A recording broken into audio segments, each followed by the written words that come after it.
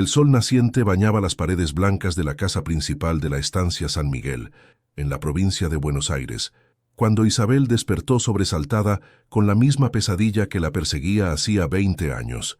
En ella, los gritos resonaban en las noches frías de la pampa, y los ojos de don Rodrigo perforaban su alma como cuchillos afilados. Se sentó en la cama de hierro forjado, el corazón latiendo fuerte contra las costillas, y observó por la ventana el movimiento matinal de la estancia. Los peones ya se encaminaban hacia los campos de trigo, sus siluetas recortadas contra el cielo rosado, y entre ellos siempre en el mismo lugar, siempre cumpliendo las mismas tareas con aquella dedicación silenciosa, estaba Mateo. Isabel llevó la mano al pecho y cerró los ojos. Mateo. El nombre quemaba en su garganta como brasa viva, prohibido de ser pronunciado con la ternura que ella sentía. Para el mundo, él era apenas un trabajador más de la estancia, aquel que cuidaba de los caballos criollos con maestría envidiable, aquel que sabía domar los potros más salvajes con paciencia y voz mansa. Para las niñas, él era el tío Mateo, figura presente desde siempre, consejero afectuoso que traía alfajores escondidos en los bolsillos e historias fantásticas en las tardes calurosas. Pero para Isabel, Mateo era el único hombre que ella realmente había amado en la vida, el padre verdadero de sus 3 hijas, el secreto que amenazaba destruir todo si algún día saliera a la luz. Las niñas aún dormían en los cuartos adyacentes. Valentina, la mayor, con sus 22 años, había heredado la inteligencia afilada y los ojos penetrantes de Mateo, aquellos ojos castaños que parecían ver más allá de las apariencias. Camila, con 20 años, tenía la misma voz melodiosa del padre, aquel timbre grave y reconfortante que calmaba hasta a los niños más asustados. Y Luciana, la menor de 18 años, poseía la misma postura elegante y los mismos gestos delicados que Mateo demostraba al tratar con los animales, una suavidad que contrastaba con la fuerza de sus brazos. Isabel se levantó y caminó hasta la cómoda de algarrobo donde guardaba sus joyas. En el fondo del último cajón, bajo chales de seda importada, reposaba una pequeña caja de madera tallada. Dentro de ella, cartas amarillentas por el tiempo contaban la historia prohibida que nadie podía saber. Cartas escritas en noches robadas, cuando don Rodrigo viajaba a Buenos Aires, e Isabel encontraba el coraje para bajar hasta el galpón de los peones, donde Mateo la esperaba con la luz de una vela temblorosa y palabras de amor susurradas como oraciones. La relación había comenzado 23 años atrás, cuando Isabel llegara a la estancia como novia de don Rodrigo. Ella tenía apenas 17 años, hija de familia empobrecida de Córdoba, que viera en el casamiento la única salida para la ruina financiera. Rodrigo era 30 años mayor, hombre de temperamento violento y corazón frío como las heladas del invierno pampeano. Desde la primera noche, Isabel había sabido que aquel matrimonio sería su prisión. Don Rodrigo la trataba como propiedad, exigía obediencia ciega y castigaba cualquier señal de autonomía con palabras crueles y miradas amenazadoras. Mateo había llegado a la estancia 6 meses después del casamiento, viniendo de las provincias del norte en busca de trabajo. Era joven, apenas 2 años mayor que Isabel, y cargaba en los hombros no solo las cicatrices de la pobreza, sino también una dignidad que la dureza de la vida jamás había conseguido quebrar. Descendiente de pueblos originarios mezclado con sangre española, él poseía aquella belleza particular de los mestizos argentinos, con piel morena y rasgos marcados. Se conocieron cuando Isabel, desesperada por un momento de paz lejos de don Rodrigo, huyó hacia los establos una tarde. Encontró a Mateo cuidando de una yegua que acababa de parir, sus manos gentiles acariciando el pelaje del animal, mientras murmuraba palabras tranquilizadoras en quechua. Los ojos se encontraron y algo silencioso se estableció entre ellos, un reconocimiento mutuo de almas aprisionadas. Isabel comenzó a visitar los establos con frecuencia, siempre con la excusa de verificar los caballos. Las conversaciones se iniciaron tímidamente, fragmentos de historias intercambiados entre las tareas. Mateo hablaba de su infancia en las montañas, de una madre que cantaba canciones ancestrales y de un padre que le había enseñado a ver la belleza en las cosas pequeñas. Isabel compartía sus sueños perdidos, los libros que adoraba leer escondida, los bordados que hacía en secreto y deshacía antes de que don Rodrigo los encontrara. El amor creció como enredadera silenciosa, enroscándose en sus corazones sin pedir permiso. Llevó meses hasta el primer toque deliberado de manos, semanas hasta el primer beso robado en la penumbra del establo. Y cuando finalmente se entregaron uno al otro, en una noche de luna nueva en que don Rodrigo había viajado para resolver negocios en la capital, ambos sabían que estaban sellando un destino peligroso. Isabel quedó embarazada aquella noche. Cuando se dio cuenta, aterrorizada de que llevaba la criatura de Mateo, necesitó hacer lo impensable, seducir a don Rodrigo y hacerle creer que el hijo era de él. Don Rodrigo, orgulloso y vanidoso, jamás sospechó. Cuando Valentina nació, él la alzó en los brazos como trofeo, la primera hija que llevaría su apellido y heredaría sus tierras.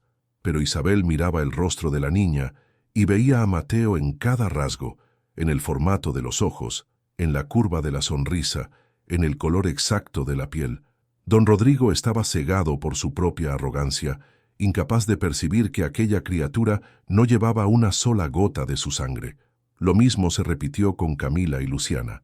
Cada embarazo resultaba de los raros momentos robados entre Isabel y Mateo, encuentros desesperados en galpones abandonados, en las sombras de la casa principal cuando todos dormían, en los campos de trigo durante las madrugadas. Cada nacimiento traía terror y alivio mezclados, terror de que don Rodrigo finalmente abriera los ojos y viera la verdad, alivio porque un pedazo más de Mateo ganaba vida y respiraba en el mundo. Don Rodrigo gobernaba la estancia y el poblado cercano con puño de hierro. Era temido por todos, respetado por miedo, nunca por admiración. Sus castigos a los peones eran legendarios en crueldad. Sus negociaciones comerciales, marcadas por deshonestidad calculada, su trato hacia las hijas, oscilaba entre indiferencia glacial y exigencias tiránicas. Las niñas crecieron aprendiendo a andar en puntas de pie en su presencia, a bajar los ojos cuando él hablaba, a tragar opiniones y sofocar risas espontáneas. Pero con Mateo, ellas eran diferentes. El tío Mateo que les enseñaba a montar, que tallaba pequeños caballos de madera de ñandubay para ellas, que contaba historias del folclore indígena mezclado con las leyendas gauchescas, que las consolaba cuando lloraban escondidas después de alguna dureza de don Rodrigo. Mateo que miraba a cada una con un amor tan transparente en los ojos que Isabel vivía aterrorizada de que alguien eventualmente lo notara. Mateo que, los domingos, cuando los peones tenían algunas horas libres, se sentaba con las niñas debajo del viejo ombú y les enseñaba a reconocer las estrellas, a escuchar los sonidos de la pampa, a valorar la propia voz interior. Las niñas amaban al tío Mateo con devoción que superaba cualquier afecto que sintieran por don Rodrigo. Valentina especialmente pasaba horas en los establos conversando con él, discutiendo sobre justicia y libertad con una pasión que hacía a Mateo sonreír con orgullo e Isabel temblar de miedo. Camila cantaba las canciones que Mateo le había enseñado, melodías quechuas que resonaban por la casa principal y hacían a don Rodrigo fruncir el ceño con desaprobación. Luciana dibujaba caballos con la misma perfección que Mateo tallaba en madera, sus trazos firmes y delicados, capturando la esencia de los animales de modo casi sobrenatural.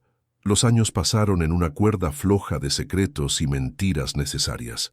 Isabel envejecía cargando el peso de la verdad como piedra amarrada al cuello. Mateo permanecía en su lugar designado por la sociedad, un peón que cumplía sus funciones con excelencia y mantenía el corazón encerrado en una caja que solo Isabel tenía llave para abrir. Y las niñas crecían hermosas, inteligentes e inconscientes de que sus propias existencias eran actos de rebeldía contra el orden establecido. Todo comenzó a derrumbarse una tarde de julio, durante la fiesta de la Virgen del Carmen que reunía a todo el poblado en la plaza principal. Don Rodrigo había exigido que Isabel y las niñas comparecieran, ostentación de su riqueza y poder. Las tres hijas llegaron vestidas con sus mejores trajes. Valentina con un vestido azul celeste, Camila en verde esmeralda y Luciana en amarillo dorado. Atraían miradas admiradas por donde pasaban, tres jóvenes mujeres de belleza singular que llevaban la postura altiva de la clase social privilegiada. Mateo también estaba en la fiesta, como todos los peones de la estancia que don Rodrigo había traído para demostrar su propiedad. Él permanecía en las sombras, cerca de los otros trabajadores, observando de lejos, mientras Isabel y las niñas circulaban entre los invitados. Pero algo sucedió aquella tarde que Isabel jamás olvidaría. Valentina, bailando un pericón, giró riendo en el centro de la plaza y su rostro, iluminado por las lámparas coloridas, quedó posicionado exactamente al lado de donde Mateo observaba. Por un momento, una fracción de segundo, sus siluetas se alinearon de tal modo que el parecido se tornó gritante, innegable, imposible de ignorar. Isabel vio cuando doña Mercedes, la esposa del comisario, abrió grandes los ojos. Percibió cuando el padre Esteban, que conversaba con un grupo cercano, paró en medio de una frase y miró fijamente entre Valentina y Mateo. Sintió el momento exacto en que los susurros comenzaron a esparcirse por la plaza como ondas concéntricas en una laguna donde se arroja una piedra. Las personas comenzaron a mirar, comparar, susurrar detrás de abanicos y pañuelos. Don Rodrigo estaba ocupado discutiendo negocios con otros estancieros y no percibió de inmediato.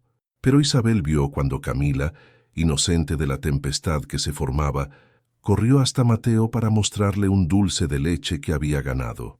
El modo como ella sostuvo el brazo de él, la familiaridad del gesto, la sonrisa radiante que Mateo no consiguió esconder completamente, todo contribuyó para alimentar las sospechas que comenzaban a ganar forma en las mentes de los presentes.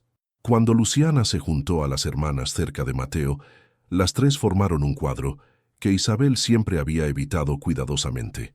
Padre e hijas reunidos, el parecido físico tan obvio que parecía gritar la verdad para quien tuviera ojos para ver, el color de la piel en un tono intermedio que las niñas compartían con Mateo, el formato de los rostros, los mismos rasgos delicados pero fuertes, los gestos, aquella elegancia natural en los movimientos, y principalmente los ojos, aquellos ojos castaños profundos que brillaban con inteligencia y sensibilidad idénticas. Isabel se levantó bruscamente de la mesa donde estaba y atravesó la plaza para separar a las niñas de Mateo. Pero ya era tarde. Los susurros se habían transformado en conversaciones abiertas. Las personas miraban sin disimulo. Doña Mercedes cuchicheó algo para el marido que hizo al comisario levantar las cejas sorprendido. El padre Esteban observaba la escena con expresión indescifrable, oscilando entre choque y compasión. Fue entonces que don Rodrigo percibió. Isabel vio el momento exacto en que él registró las miradas, las siguió hasta donde Mateo estaba con las niñas y su expresión se transformó. No hubo explosión inmediata de rabia. Eso vendría después. Primero vino la comprensión lenta, la incredulidad, el modo como sus ojos recorrieron los rostros de sus supuestas hijas, y luego se fijaron en Mateo con una intensidad que hizo al peón dar un paso atrás. Don Rodrigo no dijo nada en aquel momento. Simplemente ordenó que Isabel y las niñas volvieran a la estancia inmediatamente. El viaje de vuelta se hizo en silencio sepulcral, la carreta balanceándose sobre el camino de tierra, mientras las niñas intercambiaban miradas confusas. Valentina intentó preguntar qué había sucedido, pero Isabel cortó con un gesto seco de mano, incapaz de hablar, el miedo enroscándose en su garganta como serpiente. Aquella noche, don Rodrigo no fue al cuarto de Isabel. Él pasó horas encerrado en su escritorio, bebiendo caña y ciertamente rumiando las revelaciones de la tarde. Isabel quedó despierta escuchando el crujir de las tablas del piso mientras él caminaba de un lado para otro, imaginando los pensamientos que hervían en aquella mente cruel. Sabía que estaba próximo el momento que siempre había temido, cuando el castillo de mentiras cuidadosamente construido a lo largo de 2 décadas finalmente se derrumbaría sobre sus cabezas. En la mañana siguiente, don Rodrigo convocó al capataz y ordenó que Mateo fuera vigilado constantemente. Ningún movimiento sin supervisión, ninguna conversación con las niñas, ninguna aproximación a la casa principal. La sentencia fue dada sin explicaciones, pero todos entendieron el mensaje. Mateo pasó a trabajar siempre escoltado, sus pasos monitoreados, su libertad ya limitada ahora reducida a prácticamente nada. Las niñas percibieron inmediatamente el cambio. Valentina, siempre la más observadora, comenzó a hacer preguntas. ¿Por qué el tío Mateo estaba siendo tratado de aquel modo? ¿Qué había hecho de malo?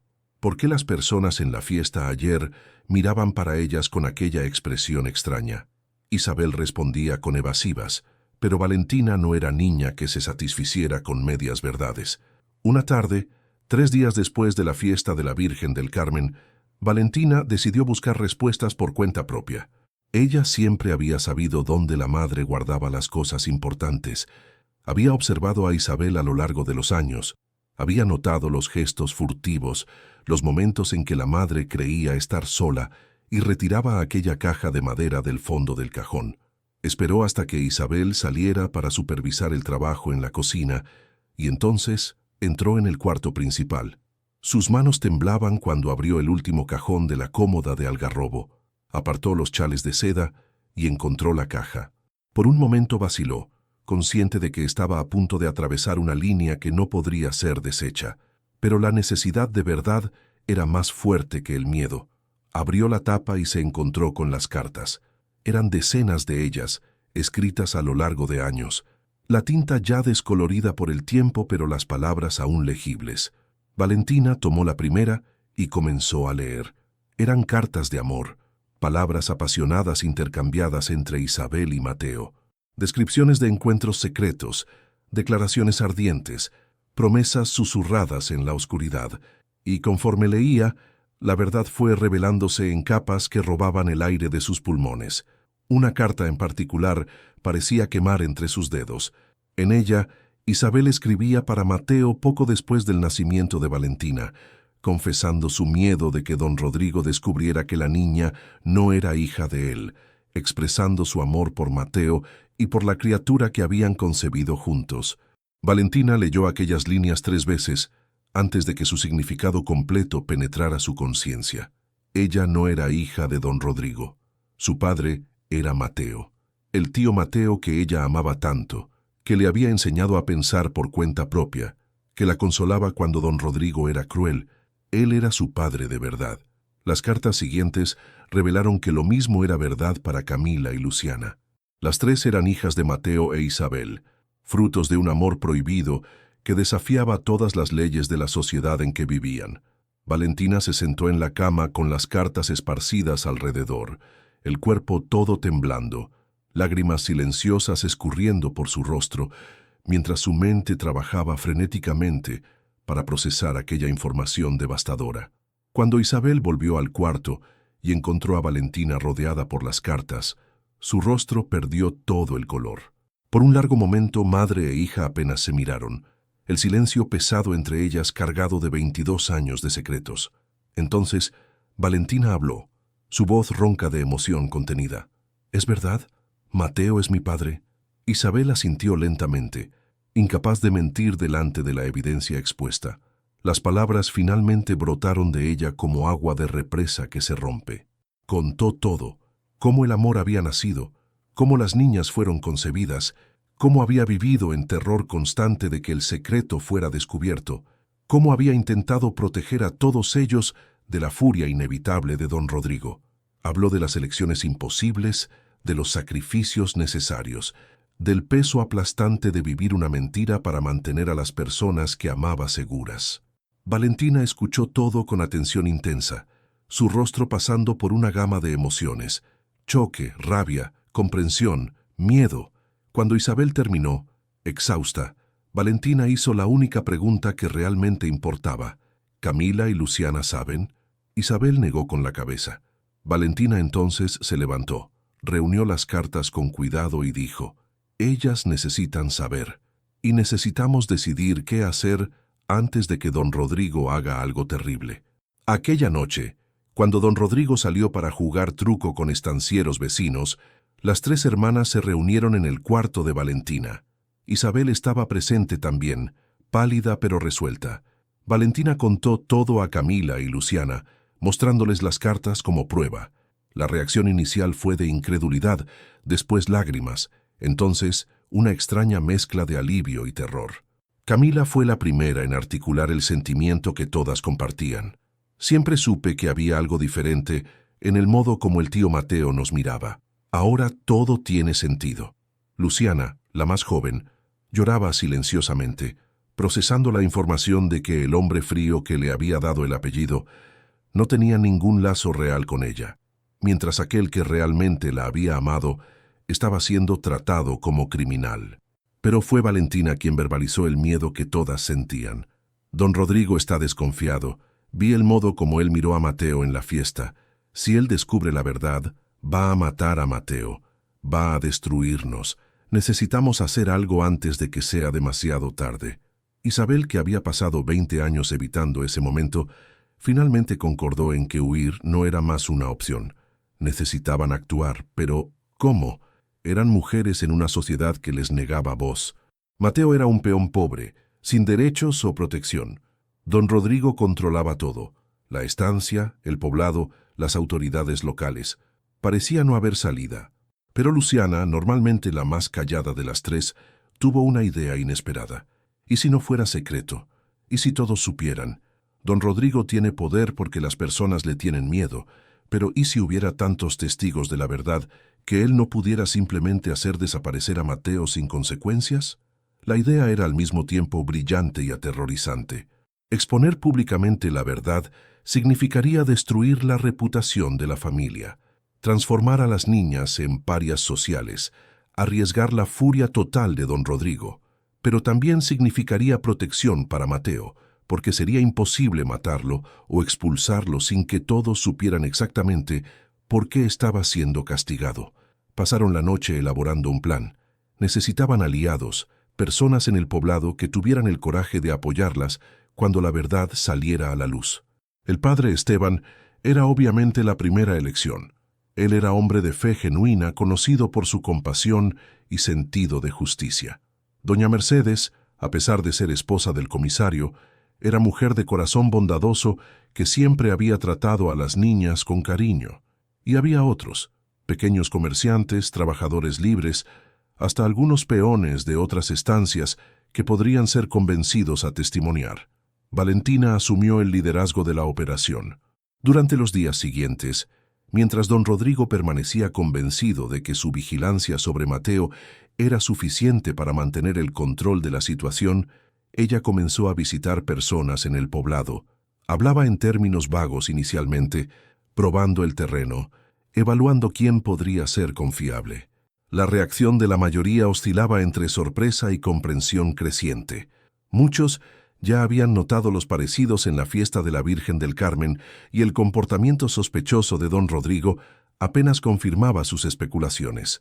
El padre Esteban, cuando Valentina finalmente lo buscó en la iglesia vacía una tarde, escuchó su confesión en silencio.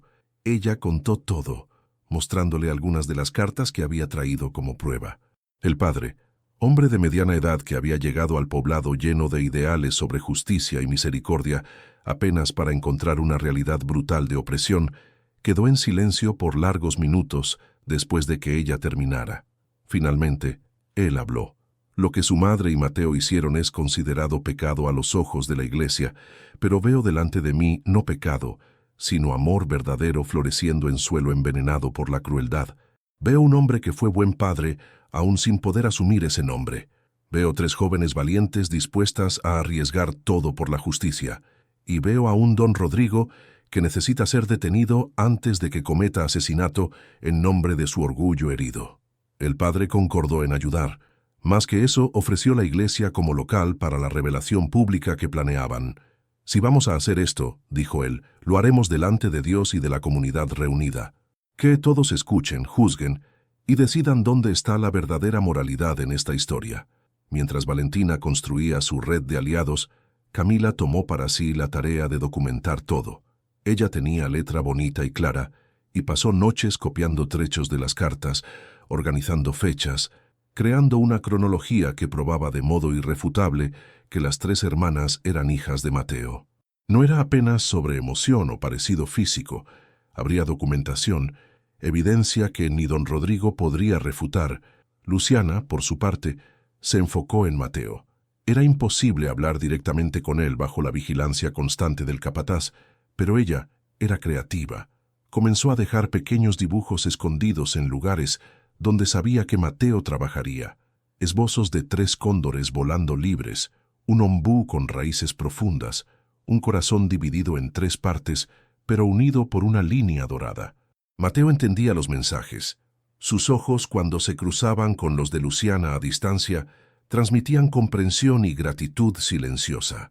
La tensión en la casa principal crecía cada día. Don Rodrigo bebía cada vez más, su temperamento oscilando entre furia explosiva y silencios amenazadores. Isabel intentaba mantener las apariencias, pero estaba visiblemente exhausta, el peso de tantos años de secretos finalmente cobrando su precio. Las niñas se movían por la casa como conspiradores, intercambiando miradas significativas, compartiendo información en susurros rápidos. 10 días después de la fiesta de la Virgen del Carmen, don Rodrigo finalmente tomó la decisión que todos temían. Llamó a un contratista de mano de obra que periódicamente visitaba la región y negoció la transferencia de Mateo. Sería enviado a una estancia en el sur de la Patagonia, distancia que tornaría imposible cualquier contacto futuro. La partida estaba marcada para 3 días después, tiempo suficiente para finalizar el papeleo, pero corto de más para que Mateo pensara en fuga. Cuando Isabel supo, por medio de una cocinera que escuchó la conversación y corrió para avisarle, sintió como si el suelo se abriera bajo sus pies. Mateo sería arrancado de su vida permanentemente. Las niñas crecerían sin poder nunca reconocerlo públicamente como padre. Y ella, Isabel, tendría que vivir sabiendo que por su cobardía en no enfrentar la verdad antes, había condenado al hombre que amaba al exilio y a la miseria. Pero Valentina ya tenía el plan en movimiento. No había más tiempo para sutilezas o preparación cuidadosa. Necesitaban actuar inmediatamente. Mandó recados urgentes para todos los aliados que habían conquistado. La revelación sucedería el domingo siguiente, durante la misa en la iglesia principal del poblado. 2 días antes de que Mateo fuera enviado lejos, el padre Esteban concordó sin vacilar. Él anunciaría en la misa que había un testimonio importante a ser hecho delante de la comunidad, algo que decía respecto a la justicia y a la verdad. Todos deberían comparecer, inclusive don Rodrigo y su familia. La curiosidad garantizaría una audiencia completa. En la noche del sábado, víspera del día marcado, Valentina, Camila y Luciana se reunieron una última vez con Isabel. Revisaron el testimonio que Valentina leería públicamente. Camila organizó los documentos que distribuirían después de la lectura. Luciana preparó dibujos detallados mostrando los parecidos físicos entre Mateo y las 3 hermanas, evidencia visual que complementaría las palabras y cartas. Isabel, mirando a sus 3 hijas valientes, sintió orgullo y terror en medidas iguales. ¿Saben lo que están arriesgando?, preguntó ella, su voz quebrándose. Después de mañana, todo va a cambiar. Pueden perder todo. El nombre, la posición social, tal vez hasta la seguridad física, si don Rodrigo reacciona con violencia. Valentina sostuvo la mano de la madre firmemente. Ya perdimos nuestra identidad verdadera viviendo esta mentira. Mañana recuperaremos quiénes realmente somos y salvaremos a nuestro padre. El domingo amaneció con cielo límpido y sol radiante, como si la propia naturaleza reconociera la importancia de aquel día. La iglesia comenzó a llenarse temprano, las personas llegando en sus mejores trajes para la misa dominical. El murmullo era mayor que lo habitual. Todos habían oído sobre el testimonio especial que sería presentado, y las especulaciones corrían sueltas. Don Rodrigo llegó con Isabel y las niñas pocos minutos antes del inicio de la misa. Él estaba con una expresión sombría, claramente contrariado por tener que comparecer, pero no podía rechazar sin levantar sospechas. Se sentaron en el banco del frente, como era costumbre de las familias más prominentes, mientras el resto de la congregación se acomodaba detrás de ellos. Mateo estaba presente también, traído bajo custodia del capataz que lo mantenía en el fondo de la iglesia. Sus ojos encontraron los de Isabel por una fracción de segundo, transmitiendo amor y aliento silencioso. Luego miró a sus 3 hijas, sentadas rígidas en el banco del frente, y en aquella mirada había orgullo puro y profundo. La misa transcurrió con su liturgia habitual, pero la tensión en el aire era palpable. Las personas se movían inquietas, esperando por el momento prometido. Cuando finalmente llegó la hora del anuncio, El padre Esteban se levantó en el púlpito con expresión solemne. «Hermanos y hermanas», comenzó él, su voz haciendo eco por las paredes de piedra, «hoy presenciaremos un acto de gran coraje. La verdad por veces vive escondida no por vergüenza de aquellos que la guardan, sino por miedo de la crueldad que podrá encontrar al ser revelada. Pero la verdad es también libertadora, y llegó el momento en que no puede más permanecer en silencio». Valentina se levantó. Don Rodrigo comenzó a girarse, confusión y rabia, comenzando a formarse en su rostro, pero ella ya estaba caminando en dirección al altar antes de que él pudiera reaccionar. Camila y Luciana la siguieron, las tres hermanas posicionándose delante de toda la congregación.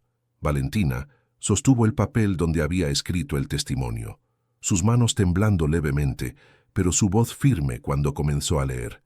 «Mi nombre es Valentina, y vengo delante de esta comunidad para contar una historia de amor verdadero nacido en condiciones imposibles. Vengo a revelar una verdad que mi madre, Isabel, guardó por 23 años para proteger a aquellos que ama». El silencio en la iglesia era absoluto. Todas las respiraciones parecían suspendidas, todos los ojos fijos en aquellas tres jóvenes mujeres. Don Rodrigo comenzó a levantarse, pero el padre Esteban hizo un gesto para que permaneciera sentado. «Deje que hablen», ordenó con autoridad que no admitía contestación. «La verdad será oída». Valentina continuó, su voz ganando fuerza conforme hablaba. «Mateo, el hombre que conocen como peón de esta estancia, es mi padre. Es padre de Camila. Es padre de Luciana. No somos hijas de don Rodrigo a pesar de haber crecido bajo su techo y cargado su apellido. Somos hijas de un amor que floreció en secreto porque la sociedad en que vivimos tornaría imposible su existencia abierta». Un susurro colectivo recorrió la congregación. Personas se inclinaban hacia adelante, chocadas pero incapaces de desviar los ojos. Don Rodrigo finalmente consiguió levantarse, su rostro rojo de furia, pero Camila rápidamente comenzó a distribuir copias de las cartas entre las personas cercanas, evidencia tangible que confirmaba cada palabra de Valentina. Luciana entonces se movió, colocando lado a lado sus dibujos que mostraban los parecidos físicos innegables. Personas comenzaron a levantarse para ver mejor, murmurando entre sí, comparando los rostros de Mateo con los de las niñas. La verdad estaba allí, clara como el sol que entraba por las ventanas de la iglesia, imposible de negar o ignorar. Valentina aún no había terminado. Su voz ahora cargaba pasión que no podía ser contenida. «Mi madre no traicionó por frivolidad o maldad. Ella encontró amor verdadero, respeto y bondad donde debería haber encontrado en su matrimonio, pero jamás encontró. Mateo no nos sedujo o manipuló. Él nos amó con pureza, que cualquier padre debería tener por sus hijas. Y nosotras, que crecimos pensando que el tío Mateo era apenas un amigo querido, descubrimos que él es el hombre que nos dio no apenas vida, sino los valores de dignidad, justicia y amor incondicional que cargamos». Isabel finalmente se levantó también, lágrimas escurriendo libremente por su rostro. Con voz trémula pero clara, ella habló por primera vez en público sobre el secreto que había cargado por tanto tiempo. «Es verdad, cada palabra es verdad. Mateo es el padre de mis hijas, y yo lo amé. Amo y amaré hasta mi último suspiro. Si esto es pecado, que lo sea, pero prefiero vivir en pecado con amor verdadero que en supuesta virtud con crueldad». Don Rodrigo finalmente explotó. «¡Mentirosa!», rugió él, avanzando en dirección a Isabel. «Mujer desvergonzada, voy a matarlos a todos». Pero el padre Esteban bajó del púlpito y se colocó entre don Rodrigo e Isabel, bloqueando su camino. Y entonces algo extraordinario sucedió. Doña Mercedes se levantó de su banco y caminó para quedar al lado del padre. Su marido, el comisario, quedó visiblemente sorprendido, pero ella lo miró con determinación que no admitía contestación. «Esta mujer dice la verdad», declaró doña Mercedes.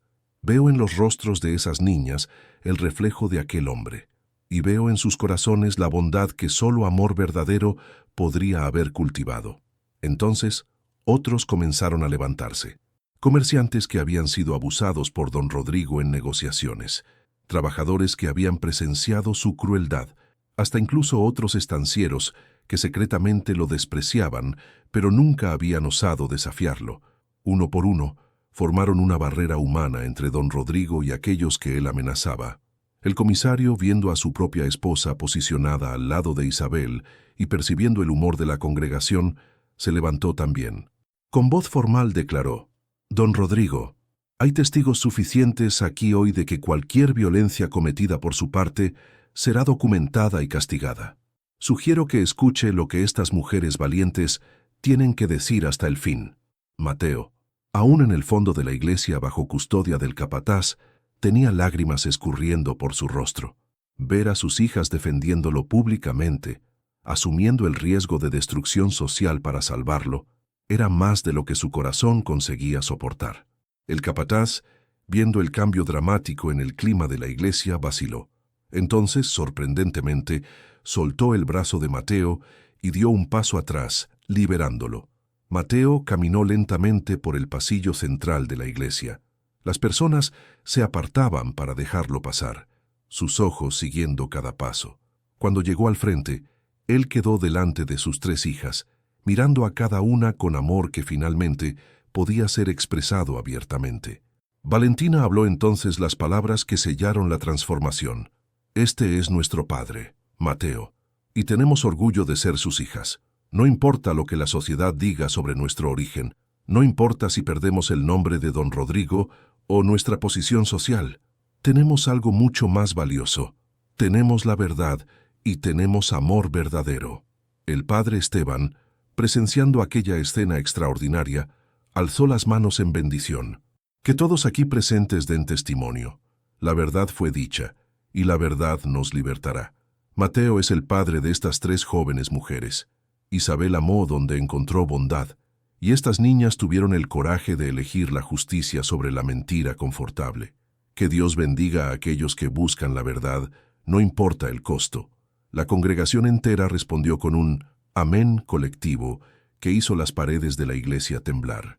Don Rodrigo, viendo que había perdido completamente el control de la situación, que su autoridad había sido destrozada delante de testigos demasiados para ignorar, quedó allí parado, impotente y humillado por primera vez en su vida.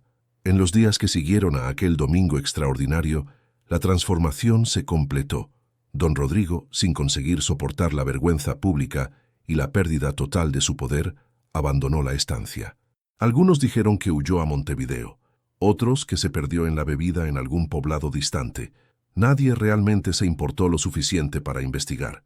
Isabel, con el apoyo del padre Esteban y del comisario, que se reveló hombre justo cuando su esposa lo empujó en la dirección correcta, asumió control legal de la estancia.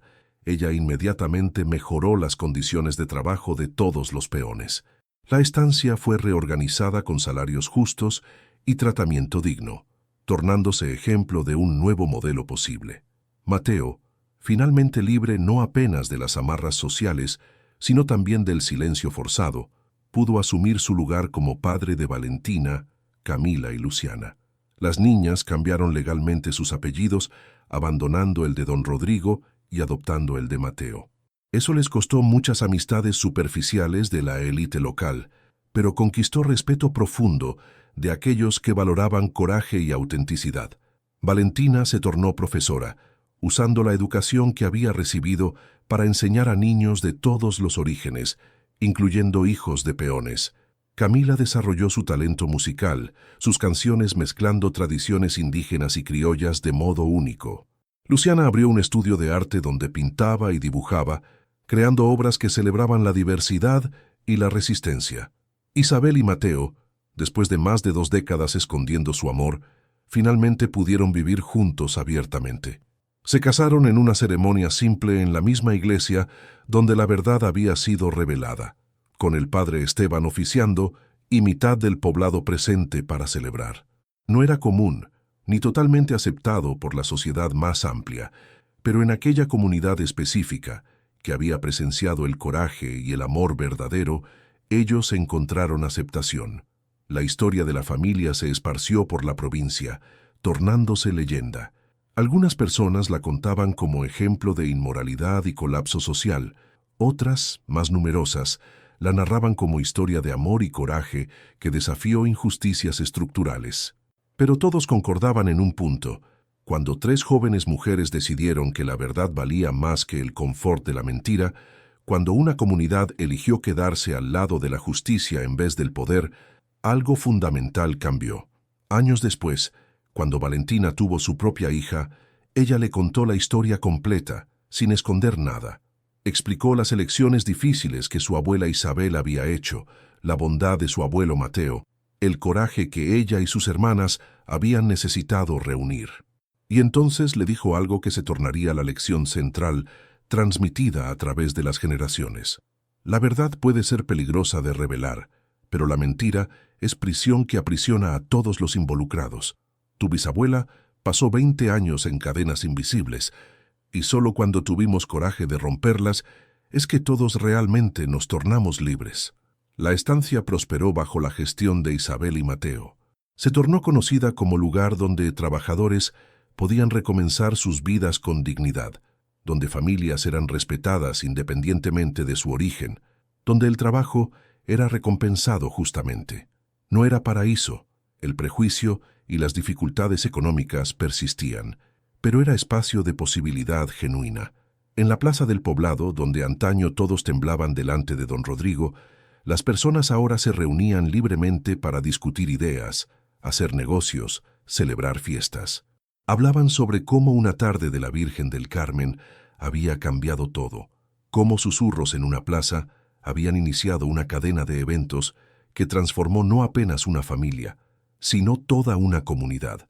El padre Esteban, en sus sermones, frecuentemente usaba la historia como ejemplo de lo que llamaba coraje para la verdad.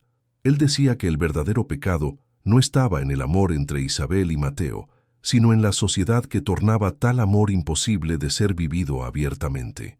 El verdadero pecado estaba en las jerarquías crueles que elevaban a unos a costa de otros, en el miedo que mantenía a las personas silenciadas delante de la injusticia. Mateo vivió muchos años después de aquel domingo transformador, tiempo suficiente para ver a sus hijas construir vidas significativas y conocer a sus nietos. Él nunca perdió aquella gentileza esencial que lo caracterizaba, pero ganó algo nuevo: la libertad de expresar su amor abiertamente, de ser reconocido como el padre que siempre había sido en el corazón, pero que ahora era también en el nombre y en la ley. Cuando finalmente falleció en una tarde tranquila de otoño, rodeado por Isabel y por las 3 hijas, sus últimas palabras fueron de gratitud. Gratitud por haber amado verdaderamente, por haber sido amado en retorno, y principalmente por haber visto a sus hijas encontrar el coraje para elegir la verdad cuando habría sido mucho más fácil mantener el silencio. El funeral de Mateo fue uno de los mayores que el poblado jamás había presenciado. Cientos de personas comparecieron, muchas de las cuales él había ayudado directa o indirectamente a lo largo de los años. Peones que él había acogido cuando llegaron a la estancia perdidos y sin rumbo. Niños que él había enseñado a montar y cuidar de los animales.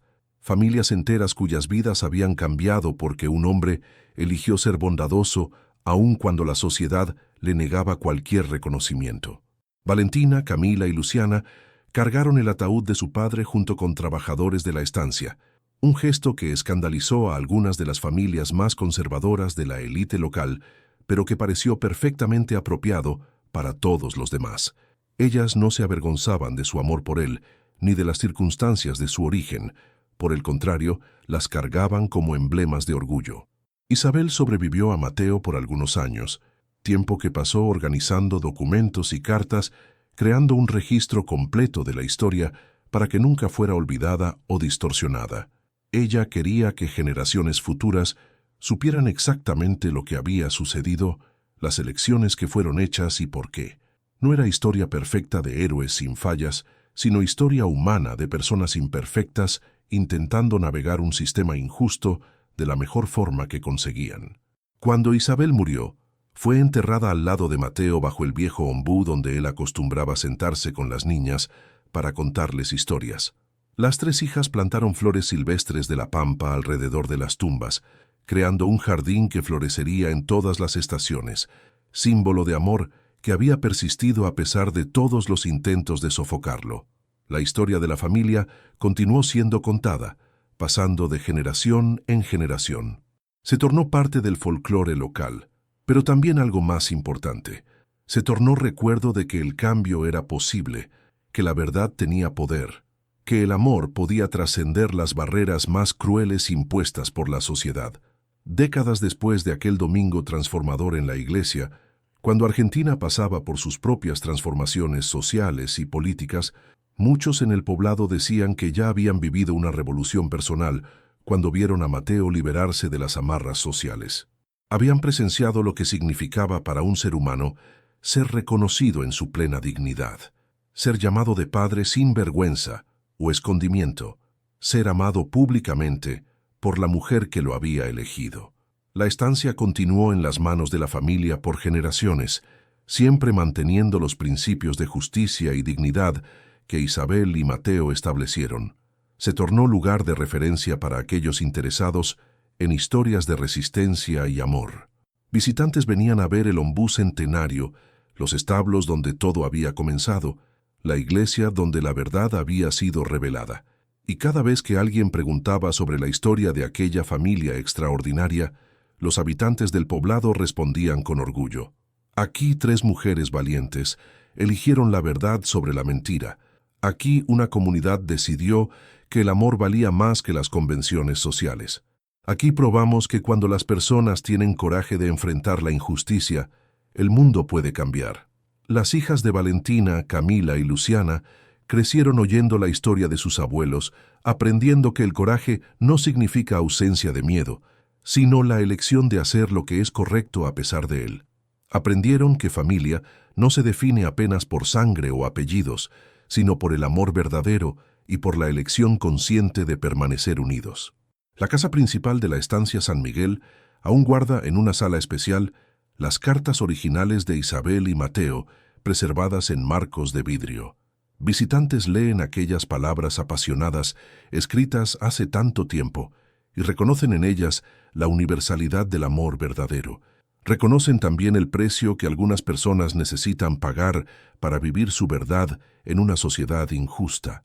En el poblado, se erigió una pequeña placa en la plaza próxima a la iglesia, con los nombres de Valentina, Camila y Luciana, reconociendo su coraje en defender la verdad. No menciona escándalo o vergüenza, sino celebra a 3 mujeres que se rehusaron a vivir en la mentira, que eligieron proteger a quien amaban aun cuando eso significaba sacrificar su posición social.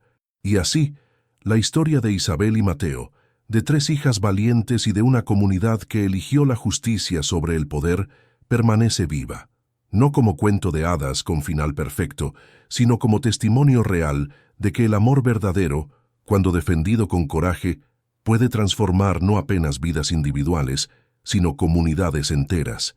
En las noches de invierno, cuando el viento sur sopla fuerte por la pampa y las familias se reúnen alrededor del fuego, aún se cuenta la historia de la tarde de la Virgen del Carmen cuando todo cambió.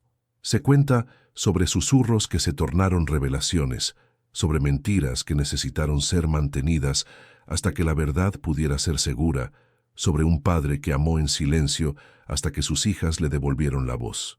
Y siempre, al final de la historia, alguien repite las palabras que Valentina dijo aquel domingo en la iglesia.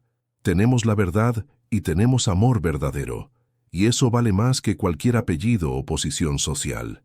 Palabras que resuenan a través del tiempo, recordando a todos que el coraje para vivir auténticamente es el mayor legado que podemos dejar para aquellos que vendrán después de nosotros.